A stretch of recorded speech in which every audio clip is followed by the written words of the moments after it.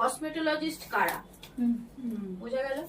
Cosmetologist হলো যারা dermatologist যারা আছে তাদেরকে অ্যাসিস্ট করতে পারবে, ঠিক আছে? তাহলে একটা স্কিনের ডক্টরকে হেল্প করতে পারবে, তার জন্য তোমার মধ্যেও তো সেরকম নলেজ থাকতে হবে, তাই না?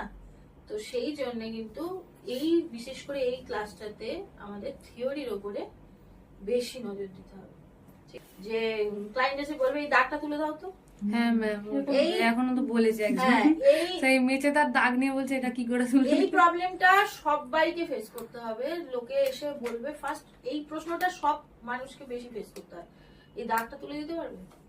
প্রথমত দাগটা কতদিনের পুরনো সেটা দেখতে হবে, দাগের কারণ কি সেটা দেখতে হবে, সে বাড়িতে কি, হ্যাঁ পুরনো তো বোঝা যাবে। আমি তোমাদের দেখাবো তো, স্কিনের ভিতরে গিয়ে দেখবো আমরা যে কিভাবে ভিতরে আমরা টেস্ট করব, কিভাবে স্কিনের ভেতরের দাগটা কতটা ডিপ সেটা আমরা দেখতে পাবো পারলে। আর আরেকটা জিনিস, ক্লায়েন্টকে যদি তুমি মুখে বলো না যে তোমার স্কিনে এই প্রবলেম গুলো আছে, ক্লায়েন্ট বিশ্বাস করবে না।